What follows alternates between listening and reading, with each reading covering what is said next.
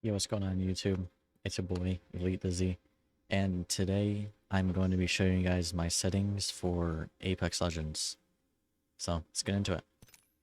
Um, for gameplay, so we're going to start on gameplay here. All these settings work. A lot of pros use these settings. This is like a mix between a bunch of pros and then my preferences on different things.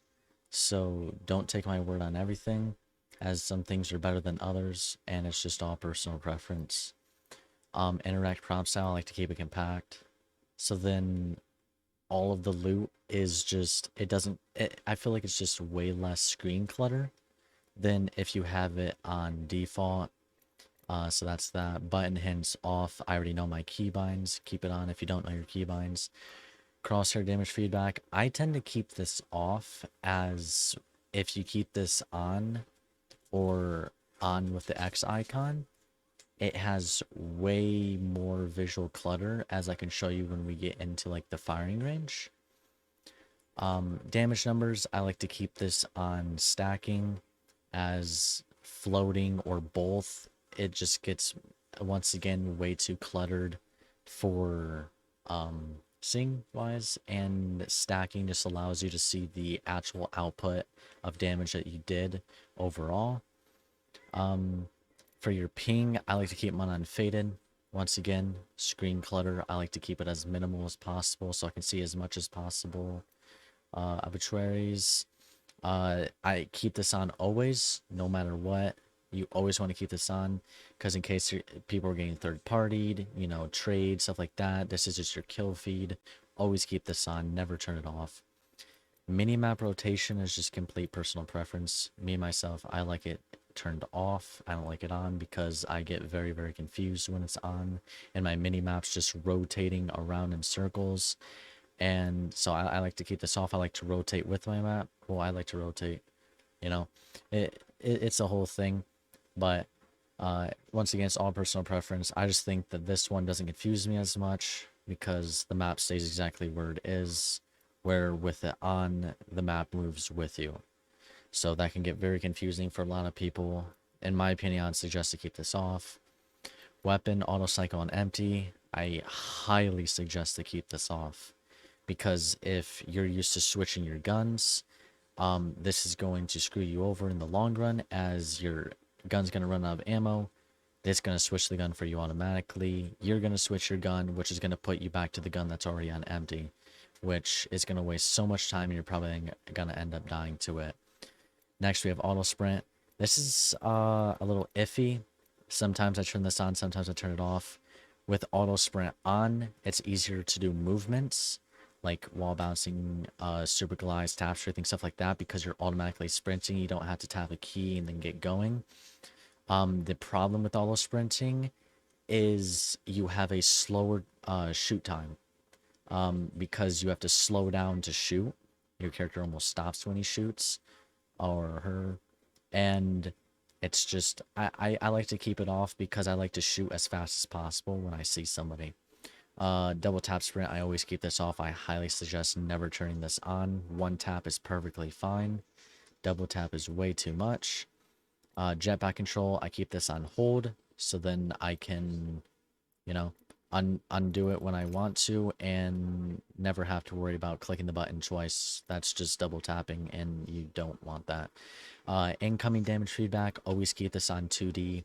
3D and both are, I found to be very, very bad, as 2D will tell you exactly where it's coming from, where 3D can be very confusing, as it can go on a different plane than what 2D does, and most of the time you won't actually find out where you're getting shot from unless you hear the audio. So I would suggest 2D for this. Taking damage, closes death boxes, always keep this off. If you're on a crafter, armor swapping, anything like that, if you need to craft something, you know, learn how to craft pretty quick. There might be like some aim labs thing or something, I don't know, something like that out there, but try to figure out where everything is on the scroll wheel for the crafter and just spam it so you know where it is. But I would suggest keeping this off, because if you're trying to armor swap and you're getting shot at, it's going to close the death box if you have this on. So always keep it off so you can get that armor swap. Hop up, I keep this on. It just tells me some different things about the hop up, I guess. Streamer mode, it's once again personal preference. If you're a streamer, I would probably suggest turning this on. It reduces stream sniping a little bit. Um, but overall, I just keep it off. You know, I don't really care too much. Anonymous mode, I disable that so then I can see who's all in my game, stuff like that, in case, you know, different things. But user sharing, I keep this disabled. I don't really care too much about EA. So, and I don't really want them looking in my PC for different things, as this basically says that they're doing. Performance display, I always keep this on just in case if I'm lagging or if my frame drops are a lot, I can see what is going on just so I can fix my game. Club invites, it's all just like personal preference. You can have this disabled, enabled, whatever you like. You know, sometimes your teammates send you a club invite and you'll miss it. So I just keep it enabled because that's how uh, my friends send me invites. So yeah. Communication filter, keep this on everybody. Reticle, I keep it on green, 24 and 255 and 0. That's what I have mine on. It's really good for just about any map that you're on. You'll be able to see right through anything. You'll be able to see everybody. It won't blend in with just about anything. It's just overall a really good crosshair reticle. And for the laser sight, I keep it on like a pinkish purple, you know, kind of like a magenta. I just like the color. Colorblind mode, I turn this off, but you can change this to different things if you want to. This, all it does is just change the color of the enemies and crap like that. So yeah, I keep this off because I'm not colorblind and I don't really want to change up the colors at all of anything because I like how the game looks right now. Subtitles, I turn these on, I turn them normal sized, I turned off the chat, and then I turn off this. These two are off. I keep this on normal and I keep subtitles on only because I like to see some of the voice lines in case I miss them. I can see them and they're really small down at the bottom if you keep it on normal. I do not suggest turning this on large or huge. It'll take up way too much of your screen.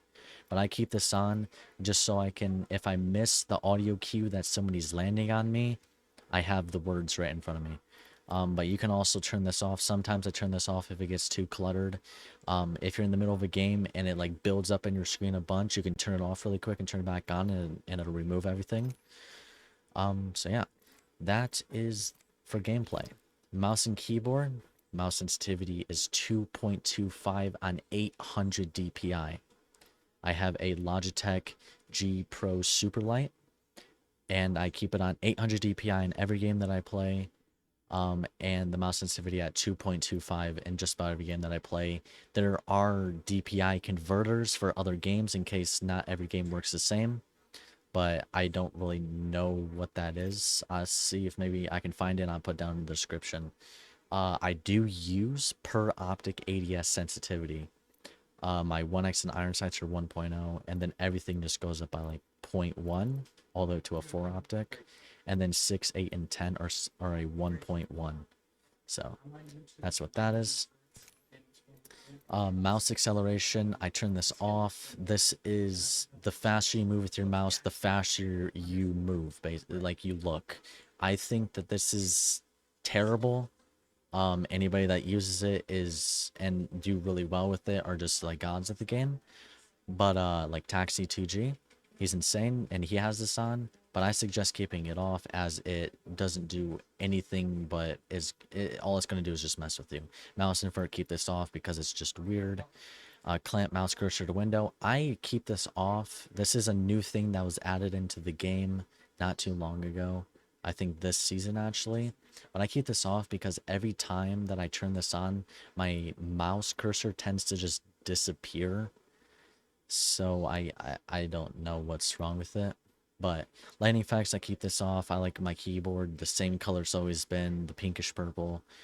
And then, so now we'll get into some keybinds. Move forward, I have it on my scroll wheel forward. So then I can tap strafe, WASD, shift to sprint. And then my jump. So tap strafe for me is a little bit different because I don't use my scroll wheel back to jump also. I just use space.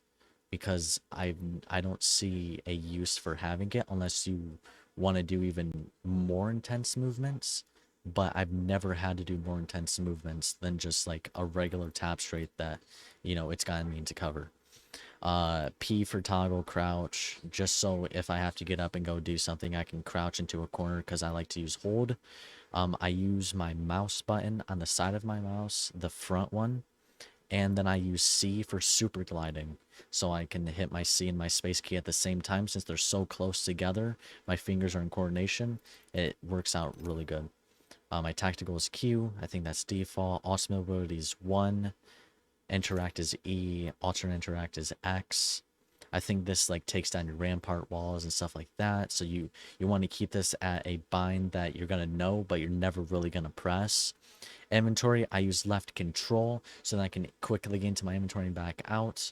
Tab for my map because it's way up there on the keyboard. I'm not really gonna press it, but it's there if I need it. Attack. Normal toggle firing modes B. Hold aim down. I use hold for aim down sights. I don't use toggle, as toggle is really weird for me. I've never used toggle before, except for maybe once, and I never really liked it.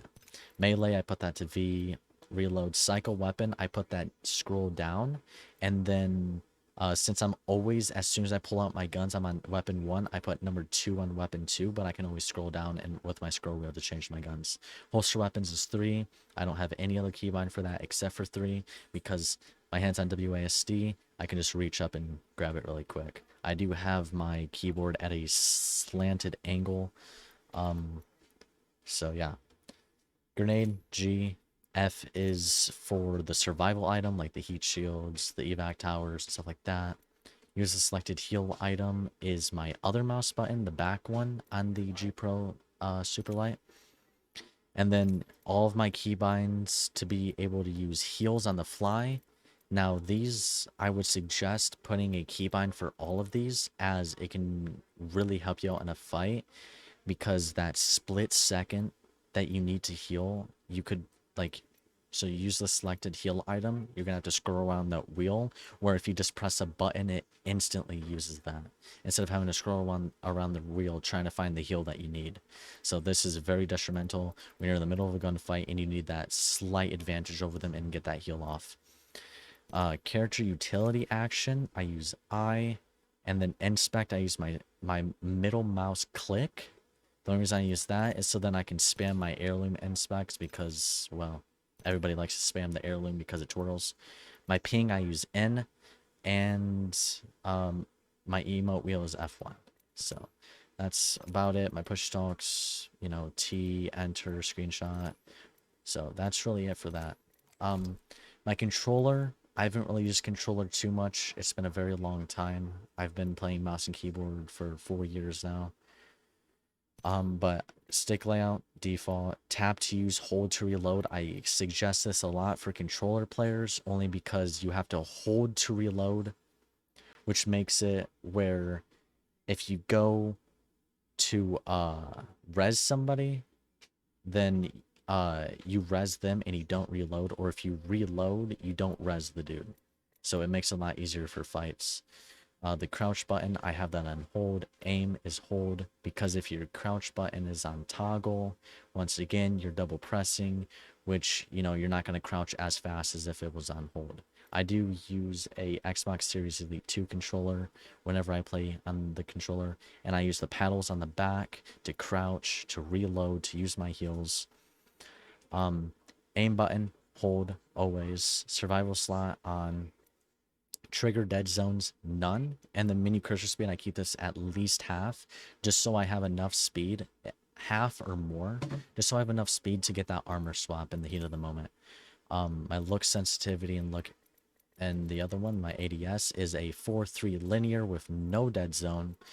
Everybody's using it nowadays, and I think it's like one of the best things. Per optic sensitivity is on, and iron sights 1 optic, I use a default 3 with everything else being default. Movement dead zone, small, inverted look off, vibration off, and then ALCs, I do not currently use ALCs. If I were to suggest anything else for controller, I'd probably suggest going to check out like Verholz, Jim Burton, and use one of their configs for controller, as I'm not really too big into the controller area. I'm more into the mouse and keys. Okay, onto video. So display mode, I use full screen, 16 by 9, 1080, 1920 by 1080p, with my brightness being 60%. Now all this is going to change once we get to our config file. Field of view is 110. FOV scaling is always disabled.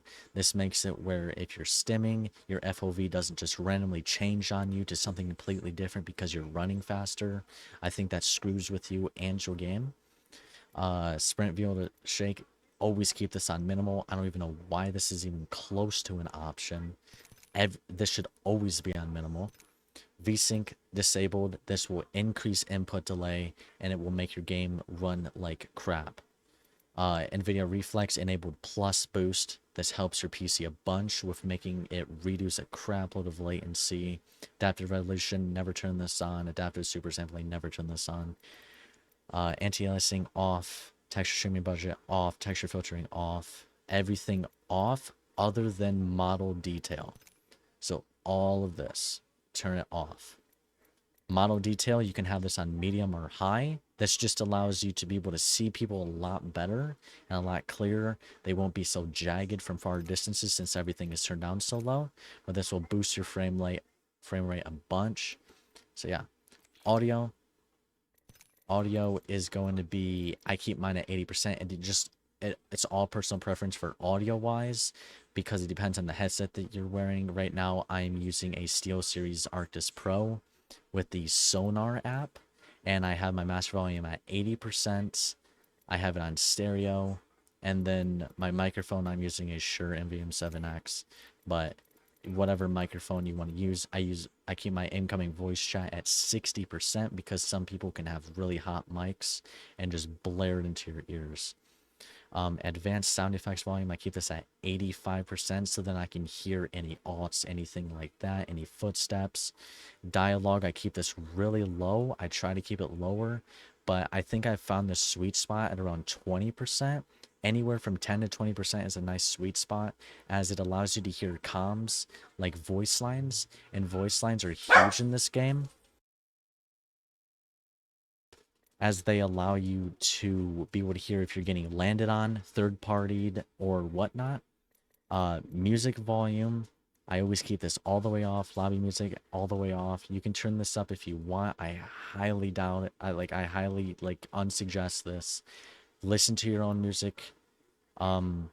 Listening to these end games, sometimes they can just randomly turn on for some reason, and I don't know why. It might just be a bug, but I know that sometimes I'm not even dead yet, but the music will start playing and it will make me unfocused because I'm trying to clutch maybe a 1v1, and then the music will start playing because the game thinks that I'm dead, but I'm not.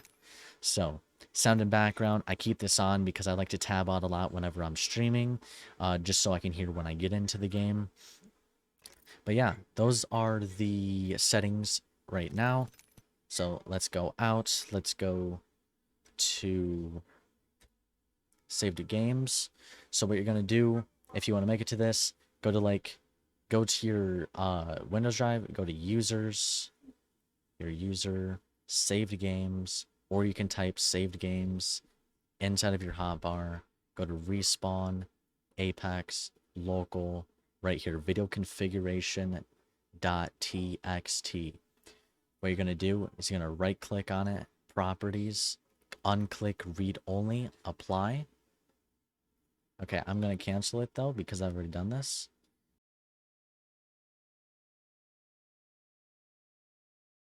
Okay, you're going to double click it and you're going to open it up. This is the settings that are going to make your game look bad but good at the same time. It's going to increase your frame rate. It's going to increase everything. It's going to make it look insane. You're probably going to do 1,000 times better. It's going to reduce input latency. It's going to remove shadows, all the things that you don't want to see. It's going to brighten everything up a little bit. So 0, 3, 2, 0, 0, 1, 0, 0, 2, 0, 0, 0, you know, so on and so forth. So you guys can copy these down. I would suggest keeping everything on this. The main ones to change are these down here. these three right here, as these are your shadows. So 0, 0, 0. Yours is probably set to like 5, 12, and like 1. If you change this one right here to 0, changing these ones doesn't matter, but I would still change them to 0 either way, only because you never know. 1, and then 0, 0, 0, and then for your gamma, put it to 0.85 with 4 zeros after, and then configuration 7. Now, I don't know if you guys will have this one, DX version check timestamp. This one is because I have special files on Steam. But yeah, these are the config for that. And then if we go to the library, we go to properties. Right here, this is another thing that you guys can do, plus FPX underscore max 0. What this will do is it will allow your game to run as many frames as it wants to. Dash dev dash high. What this does, it skips the entire intro sequence to the game. Dash DX11, make sure that you're running on DirectX 11, which can make your game run better because your game might be trying to run on an older version of DirectX. CL force preload. This again is a force into the game where it preloads everything so then your game is running smooth by the time you get in. I'm not exactly sure. I can't remember what this one does. This one I remember. This one, after you kill somebody, it makes a red like laser type thing after you kill them, but I'll show you guys in just a second.